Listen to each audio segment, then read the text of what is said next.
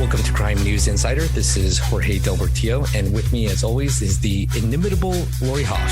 How you doing, Lori? I'm good. How are you? Good. So this episode, we're recording on December 22nd, 2021, and we thought we'd end the year with a year-end review. But first, before we do that, we want to tell the audience a little bit about ourselves. So, Lori, why don't you tell the audience a little bit about you?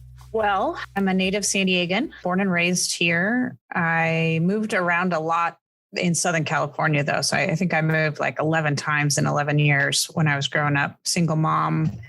Ended up going to UC Santa Cruz, and I graduated with highest honors there. And then I came back to San Diego for law school. I went to Cal Western, and I did a lot of things there. You know, law review. I was on the Jessup International Moot Court team. And then I did a ton of internships. Some of them were with the DA's office, and I got hooked big time working here. And I applied and got hired as a deputy DA in 2009. I've tried over 40 trials, 6 murders. I've been in gangs for half of my career. I never thought I would do gang cases. I always thought I would do other types of cases, but I ended up in gangs and really love working with victims of gangs and neighborhoods that have been impacted by gangs. I got onto the North County Gang Commission, was chair there for 6 years. And then recently I became assistant chief of gangs. So I'm very, very happy. This office has been really, really good to me, and I'm proud of what we do. So when you went to law school, you didn't know you want to be a prosecutor? You just, No, I didn't. I thought that I was going to work far, far away, doing some sort of political work. I wanted to save the world still at that point. I thought I would live in another country or be an international prosecutor. I thought about that, but I really, my goal still at that point was like to not live anywhere near where I grew up, which is so funny because I'm living close to where I grew up and working here in San Diego, and I'm loving it. But it's just funny how life works out, you know? Yeah, for sure. And that's a little bit about me. What about you, Jorge? So yes, a little bit about me. Born and raised in California, went to school at UCSD. So that was my first foray into San Diego. I lived in Buena Park and then Murrieta, and then went to college for UCSD. Also went to Cal Western as you did, and graduated in 2005. Worked at the city attorney's office. I knew I wanted to be a trial lawyer, and really prosecution was the only fit for me. I wanted to, help victims and seek justice that way, and I just fell in love with it. So I went to the city attorney's office. I was there for 3 years, and then got hired at the DA's office with you in 2009. We were the same hiring class. I know, yeah. And I worked narcotics for about almost 10 years, actually. And now I'm in my new assignment as a team leader down in our South Bay division, it's called, and loving it. So I can't believe how quickly time has gone, actually, just thinking back on that.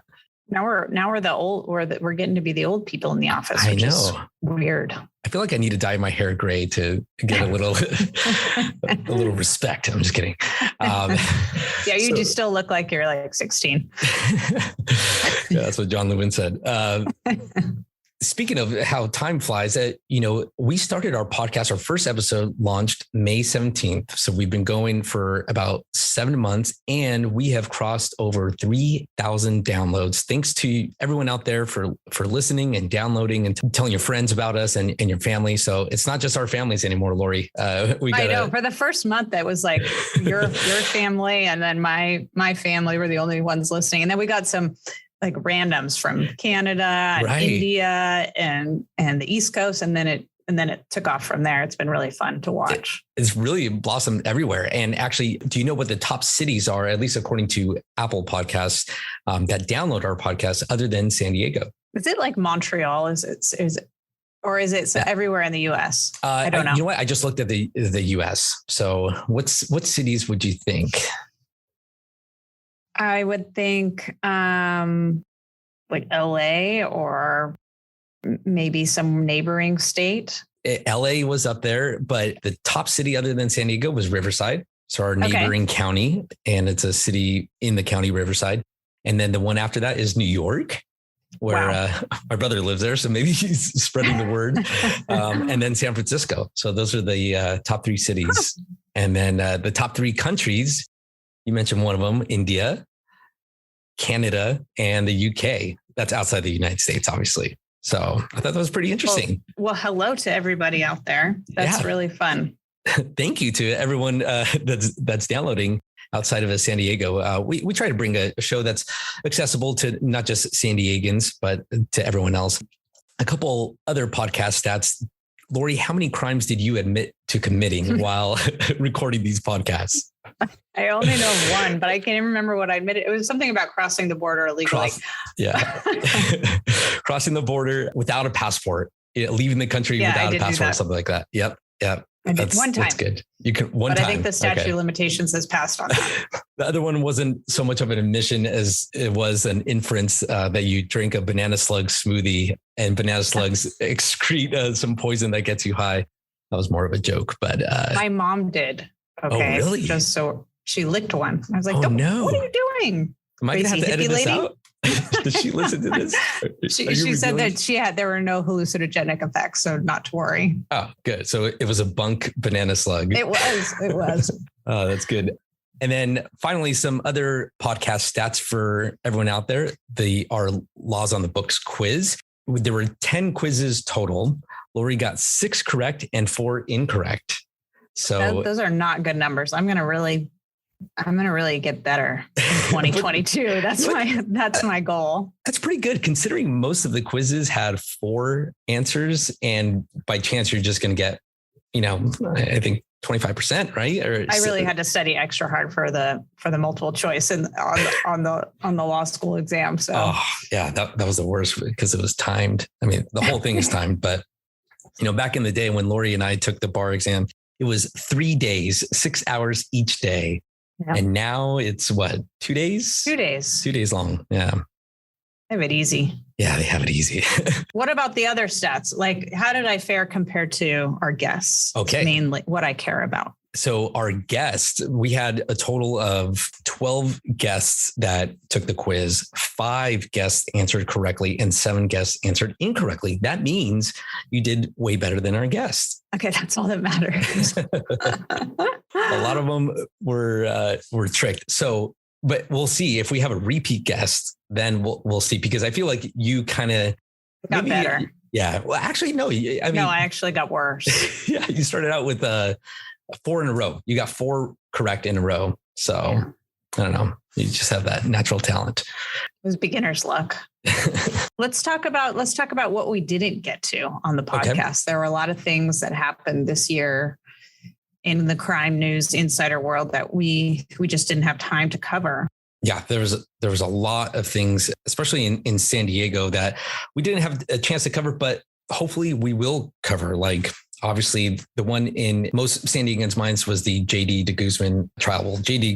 DeGuzman was the officer, right? Yeah, that was a huge case for San Diego because that was the case, as you know, it was a death penalty case. Jesse Gomez shot and killed a police officer, J.D. DeGuzman, while he was sitting in his police car on duty, and then attempted to kill his partner, Officer Irwin, who was shot in the neck and was able to actually have the wherewithal to call it in. He fired a shot back at Gomez, which allowed police to locate him as he fled because there was a blood trail. It was just a really heart-wrenching case. I was able to watch a lot of the trial. Oh, you were? Yeah. And I really just, our prosecution team, I felt like did an amazing job bringing justice to the victims and to the San Diego community. It was a really huge case. Yeah. I mean, I remember when it happened and watching the funeral for Officer DeGuzman and you know what, like, I don't even know how many months after that I had a case, and here's Officer Irwin, testifying on the case, and he's back out there on the force and doing his thing. He's an absolute hero. Totally. Yeah. That was a major case. Hopefully we'll be able to get the prosecution team on our podcast. A lot of times we can't talk about a case necessarily, especially with the team if they haven't been sentenced or it's going to be appealed, something like that. But hopefully we could get them on the podcast pretty soon. Another case, another thing in the news was the A3 charter school scandal. For those of you out there that don't know about it, this really changed the landscape in California and the nation of fraud investigations, where there was a year-long investigation here in San Diego. It resulted in a 240-page indictment by our office that determined that this pair of thieves were essentially opened up a network of 19 online charter schools from 2016 to 2019 and fraudulently obtained hundreds of millions of dollars, taxpayer dollars that was supposed to go to kids. And instead it went and lined their pockets. Like I think it reached to $400 million. These people were just going around getting children's names, signing them up for this charter school that didn't exist. And fortunately, our office had the investigation and got the two main culprits to plead guilty and recovered $220 million. That was just an amazing job by our team. Yeah, it was a colossal case. And you're right. What made it so big was just the sheer amount of money that was siphoned by these individuals, and how many parents and kids and school districts throughout San Diego they duped. Yeah. For so long. It was pretty amazing. And they were able to get the defendant back from out of the country. Oh, that's right. So really, really good work on behalf of our team. Yeah. Listen to our extradition episode on that one to learn how we got them back, or the process at least. But hopefully we'll have the lead prosecutor and maybe his team as well on the podcast to talk about it. Yeah, that was a huge case. Hopefully we'll talk about it next year on our podcast. We had that Matthew Sullivan case. Yes. He was a Navy dad, husband, killed his wife, but it was a cold case for a couple of years because obviously no body. She went missing, then no body.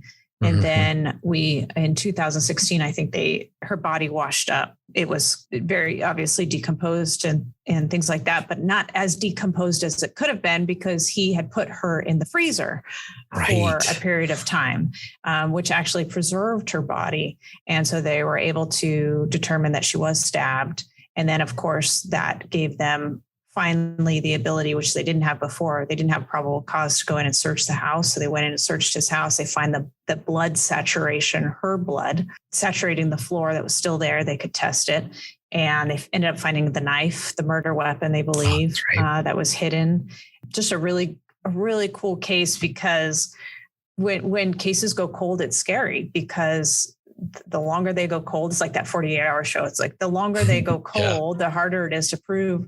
In this case, the fact that her body returned, basically her body washed up, provided that piece that gave us the ability to go back and start investigating again, searching the house, doing everything that we need to do to follow up. And it was a really nice circumstantial evidence case to prove what happened to her. Right. Yeah. I remember the circumstantial evidence was tough because yes, the body washed up ashore, but like you said, because it was frozen, it gave the appearance as if she only died, a year ago, but she'd been missing for so long, or maybe it gave the appearance that, she died just, a few months ago, but she'd been missing for so long. So that was a tough hurdle that the prosecution had to overcome. And if you ever watch Dateline, they did an episode on it. The victim's her name was Elizabeth Sullivan. So you could look up that case, and just an extraordinary job from our prosecutor. It was Jill Lindbergh, I believe, right? Yeah, it was. Yeah, she did a great job. Mm-hmm. Another case that hit the news that was extraordinary and something that we touched upon is this cold case where a Las Vegas man pled not guilty to a charge of murder from, get this, it happened 47 years ago. Wow. It happened in 1974. This man is alleged to have murdered a 22-year-old woman who was working at a 7-Eleven, and the case went cold for 47 years. And of course, they're exploring every leads. Nothing's turning up until genetic genealogy.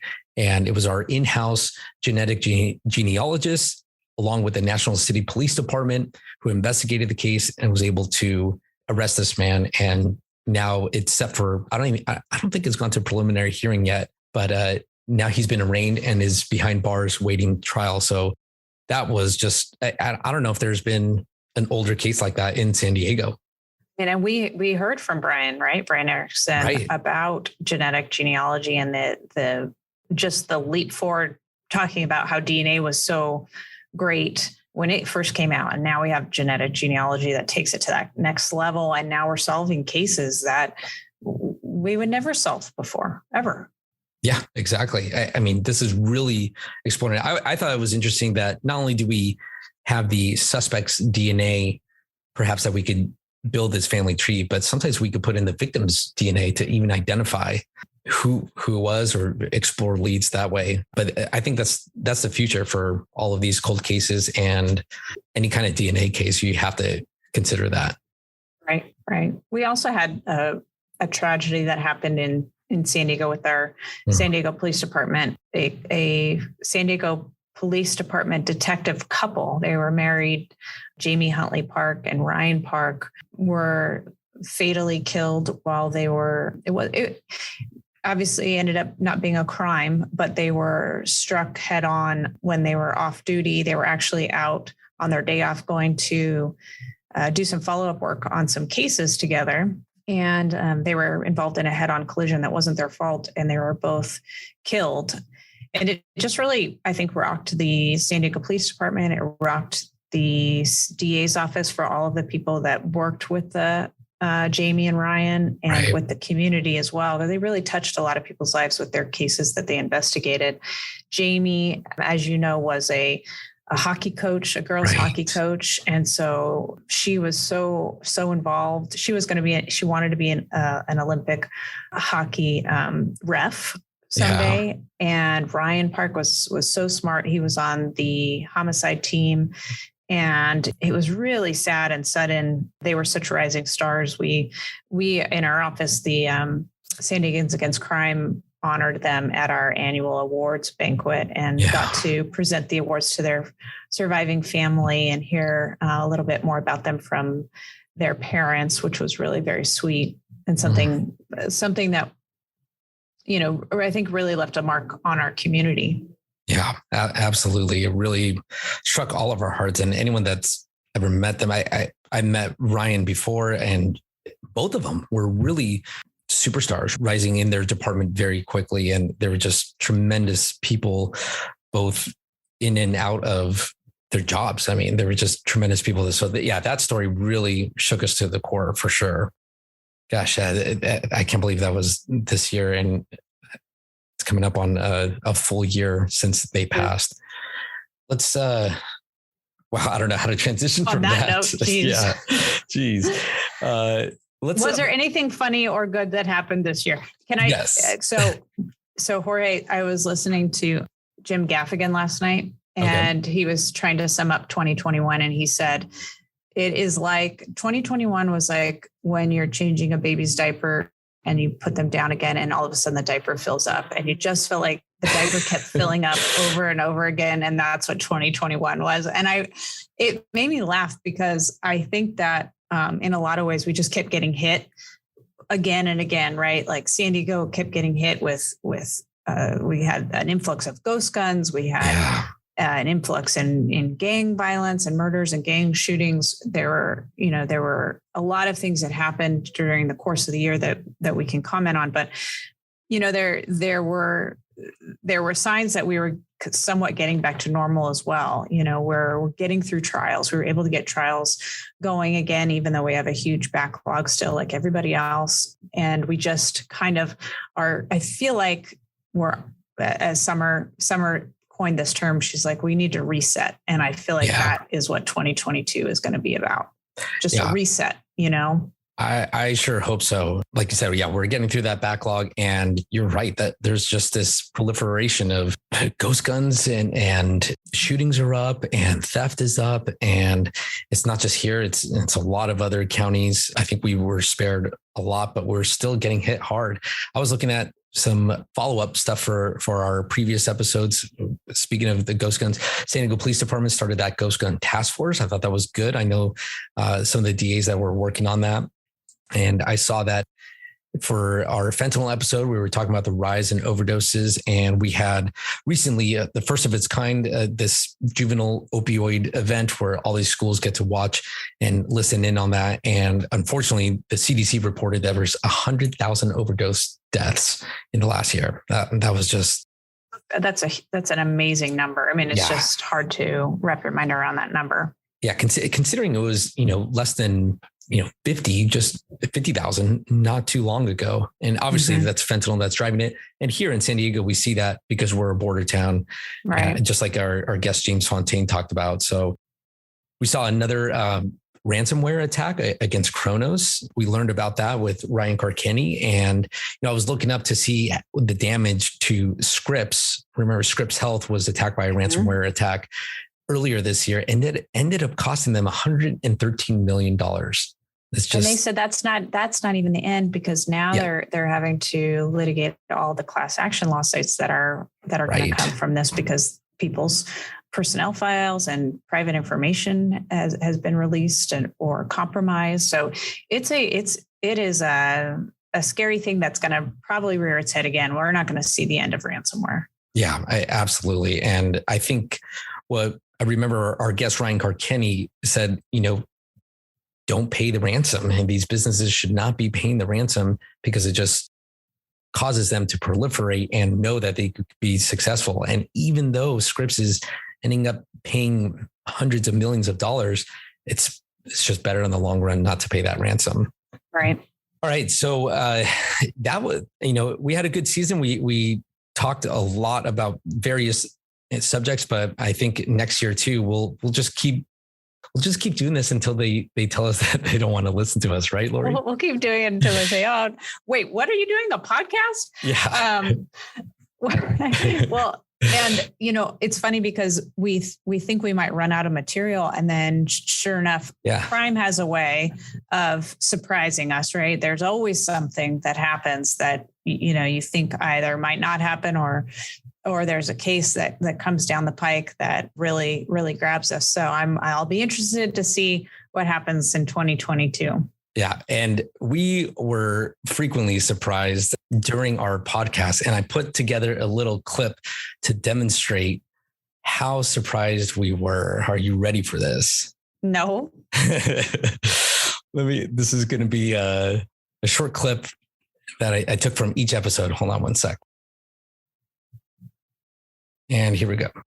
Wow. Wow. Wow. Wow. Wow. Wow. Oh, wow. Wow. Oh, wow. Wow. Wow. Wow. Wow. Wow. Wow. Wow. Wow. Wow. Wow. Oh, wow. Okay. So a lot of wows there. My gosh. That is a big wow. When I'm going through and editing it, I hear us saying wow a lot of the time. And now it's going to. We are wowed very often. There's a lot of wow moments. I'm sorry. We had a lot of guests that just wowed us. Let me just say that. They really did. We also had some funny moments that made it to the air, so to speak. And let me play the funniest moments I thought from all of our episodes. If you go to Oregon, know the rules of the road. Don't do that. Jorge claims that he never bought Bitcoin, but I don't know. I'm not sure about that. I think he might be a secret millionaire. Yeah, well, I wish. What do you guys think of that defense? It sounds like a very typical defense, honestly. My kid woke up from a nap naked, and all of a sudden I see like a naked boy running behind me, and I'm like, what's going on here? I went, black screen, just turned everything off for like 3 minutes so I could figure out what was going on. Yeah, it's funny. Theoretically, you could use a children's book in a deadly manner, and it may A million paper cuts. James Fontaine, thank you so much for joining the podcast. We really appreciate your time and your dedication to the public. Thank you so much. It was a pleasure being here. That was really depressing. Thanks, James. Yes. Yeah. How do you go about doing that with the case of this magnitude? Well, I mean, wait, Eugene's not allowed to talk.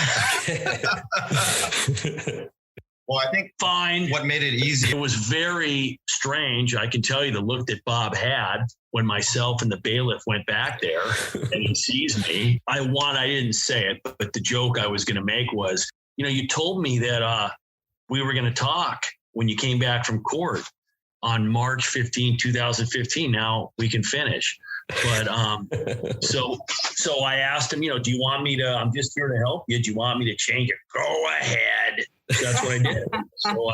So I drained it and that was it. My favorite though was when Bob is talking about he lives off the grid, the drug dealer. And we're like, wait, what kind of, he has a farm. And, we're asking him what kind of farm, 100-acre farm. He grows organic vegetables. And so wait, no electricity. Like, wait, Bob, what kind of farm? What do you mean no electricity? Well, the Amish do it. There it is. Wow. I've shared way too much, I've decided. Yeah, clearly. You had a lot of good one-liners there, Lori. When I was going through it, I'm like, oh my gosh, these are all Lori here. But I mean, I loved it when John Lewin was doing the impression of Robert Durst. I couldn't stop myself. He is spot on. Yeah, that was too good. So those were the funny moments that made it to the air. I went and tried to find some of our outtakes and some other funny moments that didn't make the cut. So let me play for you this clip from various episodes. Take a listen. One, two, three. 1, 2, 3, record. That was really bad. The top left-hand button, if you're recording, does that mean that it's recording? That might be just me, that I'm recording. Yeah, I think that's what's going on. You're right. It doesn't record my voice. What? That's so weird. Sound mixer, audio devices, sound system events, Windows media player, volume control. Maybe sound mixer, I guess. Yeah. See, I forgot to start mine. Jorge. I know.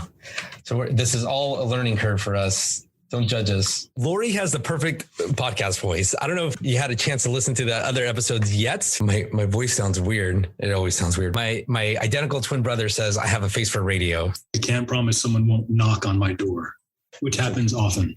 Yes, that's fine. That's fine. I like impromptu different stuff. It shows the audience that we're actually working. Recording a podcast for the office. Serious? Yeah. So I should make a lot of those. No. What's up? You in the middle? I mean, can you take a break or not? Hey, all right. Can you guys wait 1 second? Yeah, sure. No problem. Are you nervous? Yeah, very nervous. Oh, nice. I'm entirely scripted, so. Okay, perfect. My life is one series of just a series of awkward pauses, so I'm used to that. Perfect. Just do me a favor. You don't even have to listen to it. Just hit subscribe and give us a 4-star rating. Maybe you don't even have to do 5. I will give the rating that my integrity permits. There you go. I don't get my notes. I'm getting a drink of water. Sorry, I'm nervous too. Okay. I muted myself there. Because I have a question. Yeah. Who is the audience? Do I need to be delicate about the world? Okay, good. Literally the world. Mm-hmm. Okay, good. I assume so. I know you guys are going to be editing this. Yeah. I'm giving you more info rather than less because you'll go back and you'll take what you want. Sure. If you want me to speed it up, tell me speed it up and I'll do it. Speed it up. Yeah. Well, Oh, you're not asking me? yeah, no, it's not these guys. Someone's got to get back to the poker table. So it was a great way to end the documentary. Hold on a sec. Stand by. Hold on. We're really professional here. That's all right, man. Was that his kid or his dog scratching at the wall? My cat is like going crazy right now. Don't worry, my kid will come in a second. So Yeah. I'll give you know. Right. Wait, your cat or your kid? My cat. Cat. Scratching at the door. And I was closing it. Okay. So the best part of the documentary is at the end. Wait. Mom's not going to walk into your basement and tell you that you have Mom, to clean up your room. Meatloaf. That has to make it in the final cut right there. Wow, we are barely scraping by based on all the outtakes. There were so many like recording issues when you're just looking at it. Oh, wait, am I recording now? And remember we used to try to clap to sync and I realized I'm like, okay, I don't think we need to do that anymore because pretty good. Well, we weren't good at it either. So Yeah, we were not clapping at the same time. But that was it. That was 2021. That was really fun. It reminded me how fun it was doing this with you when we were listening to all the bad things that happened throughout. Exactly. Thank God for editing, right? I know. Well, Lori, it's been a great year. I look forward to doing the podcast with you next year. And I'm sure we'll have many more wow moments from our podcast to talk about in the future. I can't wait. All right. Well, thank you as always. And thank you everyone out there for listening. Really appreciate it. Keep downloading and rate and subscribe to our podcast. You can now rate us on Spotify. They just added that feature. So make sure to give us 5 stars over there. And until next time, this is the Crime News Insider Podcast.